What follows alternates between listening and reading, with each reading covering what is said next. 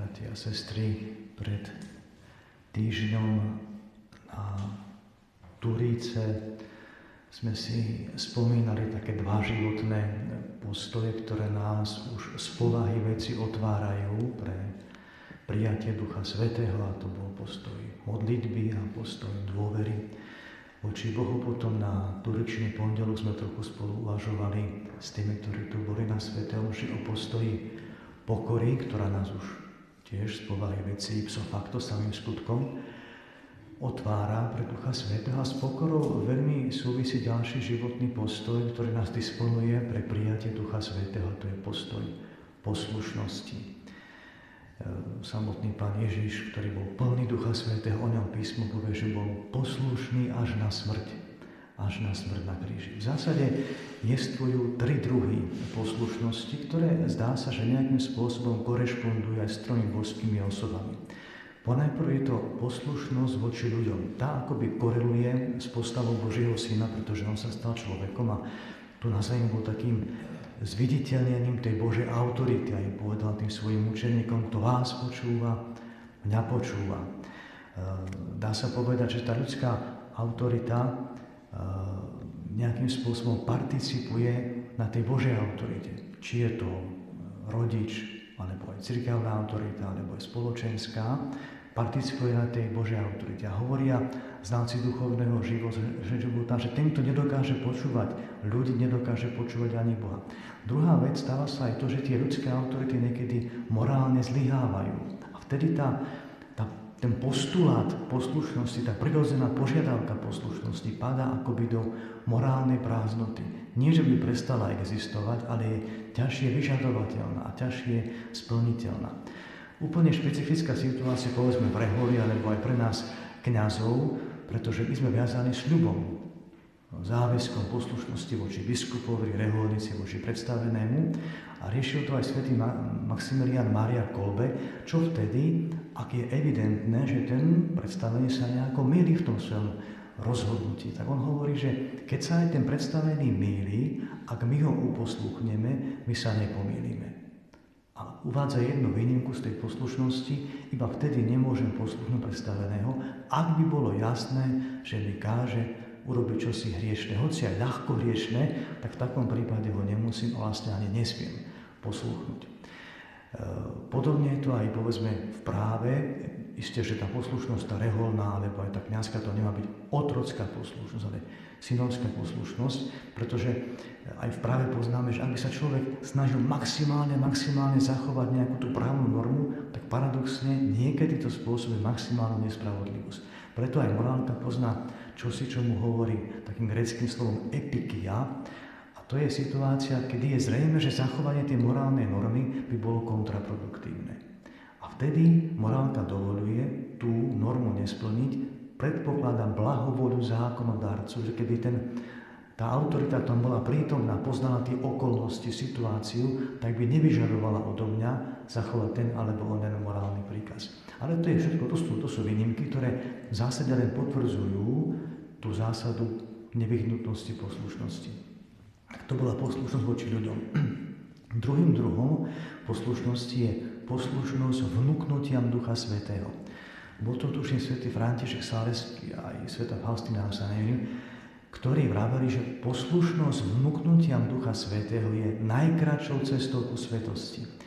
Opäť ale tu je taká nášľapná mína, pretože Boží nepriateľ ako Božia opica, on sa dokáže obrazne povedané akoby tak napichnúť na tú frekvenciu, na tú vlnovú dĺžku, na ktorej vysiela Boh, a ona môže pod zdaním Božích vnúknutí podsúvať tie svoje vnúknutia, svoje impulsy, svoje nápady, a preto je potrebné mať kohosi, s kým sa môžem poradiť, kto je povedzme skúsenejší a podobne, že mi pomôže rozlíšiť, či to vnúknutie je z Ducha Svätého, alebo z môjho ducha, alebo dokonca od zlú ducha. Môže to byť povedzme spovedník. Spomína český kardinál Špídlik, už je nebohý, to bol človek, ktorý sa dožil vysokého veku. On tesne po druhej svetovej vojne odišiel do Ríma na štúdia, potom prešiel komunizmus, už sa nemohol vrátiť a potom tam celý život v tom Ríme prežil na dikastériu, tuším, pre východné cirkvi. To bol taký vzdelaný človek, prednášal teológiu, duchovný život, jezuita, mal virtualizmus, to znamená, slúžil aj vo východnom obrade, aj v západnom obrade. No a keď už bol taký veľmi staročký, tak hovoril taký príklad, že teraz napadne mi v nejakom rozjímaní, že bolo by dobre, keby som šiel povedzme do Japonska ešte pomôcť na tú misijnú stanicu tam jezuitom, by som tam mohol prednášať ešte teológiu tým klerikom jezuitom a poradím sa s predstavením, čo mi povie. No a predstavený mi povie, dedečku, seď tu na fleku. V tom Japonsku by si bol na oštaru, na príťaž, tým misionárom a tu v Ríme na tom dikastériu ešte, čo si môžeš byť nejako osošný. Tak hovorí, mám to poriešené tú dilemu, že to nebolo z ducha, ale z ducha. Tak to je vnúknutie, poslušnosť vnúknutiam Ducha Svätého a tá schopnosť ich rozlíšiť. Tretím druhom poslušnosti je poslušnosť voči životu a poťažmo poslušnosť voči nebeskému Otcovi, pretože On ten život riadi. Aj keď sa nám to možno nezdá, ale mu sa to z rúk nevymklo.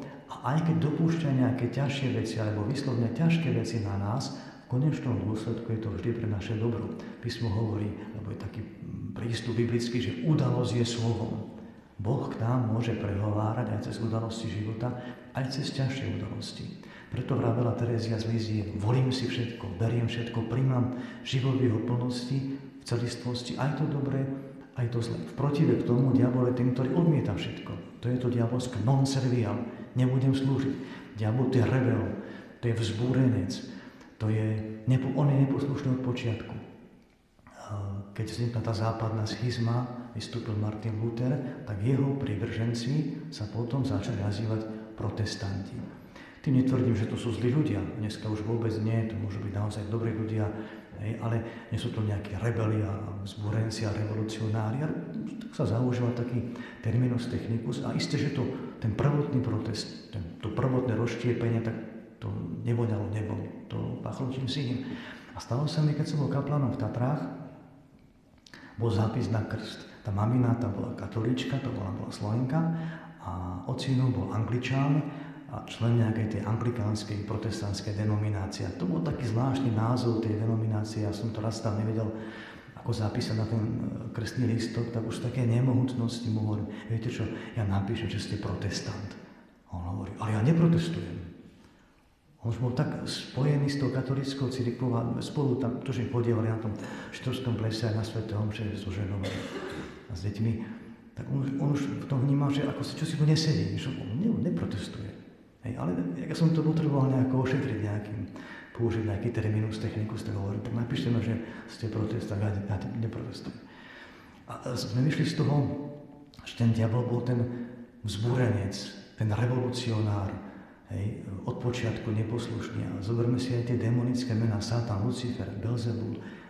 Zdá sa, že ako by to boli traja démoni, každý sa ináč prejavuje pri tých exorcizmoch, ale vyzerá to ešte ináč, totiž zdá sa, že to bolo tak, že Lucifer, keď sa vzoprel voči Bohu, tak jednak chcel byť ako Boh, trojediný Boh, a zároveň sa byť od neho úplne odlišne, sa mu v tej vzbure tak vzoprieť, že spôsobilo to v dôsledku akoby rozštiepenie jeho osobnosti na tri časti. Ako máme schizofréniu, rozštiepenie osobnosti, to poznajú psychiatri, to sú veľké utrpenia pre tých ľudí. On sa nie rozdvojil, on sa roztrojil. Akoby taká karikatúra Najsvätejšej Trojice. A teraz ten Satan, otec lži, je karikatúrou Boha Otca. Ten, ktorý metie Božie cesty. Lucifer, ktorý mal byť tým, ktorý nesie svetlo. Ježiš, svetlo sveta. Tak on sa stal karikatúrou Božieho Syna, pretože nesie temnotu. No a Belzebul je karikatúrou Ducha Svätého. Vieme, v písme hebrejčina má málo výrazov, preto ruách znamená aj duch po hebrejsky, aj vietor, aj dých. Preto písmo hovorí, že o Duchu Svetom, že počuješ jeho šum, ale nevieš, odkiaľ prichádza, a kam ide ako vietor. Ale podobne je aj hmyz, povedzme taká mucha. Tiež nevieme, odkiaľ prišla, kam ide, ako sa to aktuálne otravuje. Aj zvláštne, že ten Belzebul znamená pán múch, karikatúra Ducha Svätého. Pri jednom exorcizme sa pýtali toho démona, že čo mu tak strašne vadí na Panne Márii.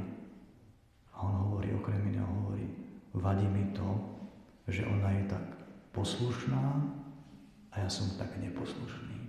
Tak neposlušný, až sa z toho vzdoru a z toho jedu vnútorne rozštiepil, rozbil na Frankfurte.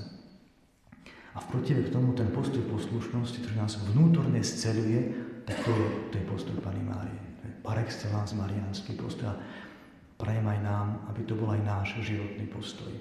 Aby sme aj my, podobne ako Panna Mária, boli plní milosti a plní Ducha Svätého. Amen.